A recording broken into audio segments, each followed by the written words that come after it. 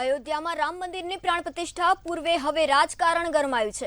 રામલલ્લાની પ્રાણ પ્રતિષ્ઠા સમારોહમાં કોંગ્રેસના નેતાઓને આમંત્રણ આપવામાં આવ્યું હતું। આમંત્રણનો અસ્વીકાર કરવામાં આવ્યો હતો। કોંગ્રેસના પ્રદેશ અધ્યક્ષ શક્તિસિંહ ગોહિલે કોંગ્રેસનો પક્ષ લઈ ભાજપ પર પ્રહાર કર્યો છે અને કહ્યું છે કે ભાજપ રામ મંદિરને રાજકીય મુદ્દો બનાવી ચૂંટણી સમયે પ્રતિષ્ઠાનો જશ લેવા માંગે છે। શક્તિસિંહે એમ પણ કહ્યું કે કરોડો લોકોના ભગવાન રામની આસ્થાની સાથે કોંગ્રેસ પક્ષ સાથે છે, પણ કેટલાક લોકો જાણી જોઈને રામ મંદિરના આમંત્રણ અંગે જૂઠાણું બોલાવે છે। ભગવાનના દર્શન માટે આમંત્રણની જરૂર નથી।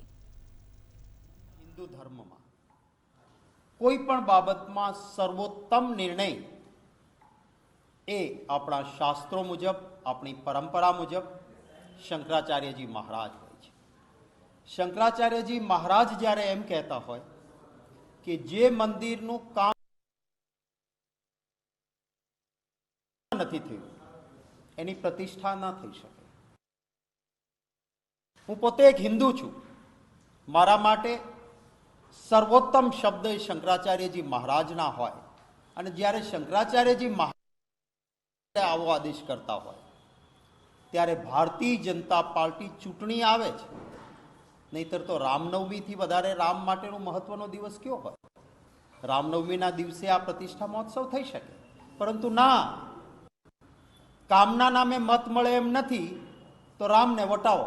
રામના નામે મત લેવા માટે એક ભારતીય જનતા પાર્ટી ઇવેન્ટ કરે તો એ ઇવેન્ટમાં ન જઈ શકાય। ભગવાન રામમાં પૂરી શ્રદ્ધા કોંગ્રેસ પક્ષ અને સમગ્ર દેશ અને દુનિયાને છે। ભગવાનના દર્શન માટે આમંત્રણની જરૂર નથી। વગર આમંત્રણે અમે રોજ મંદિરોમાં જતા હોઈએ।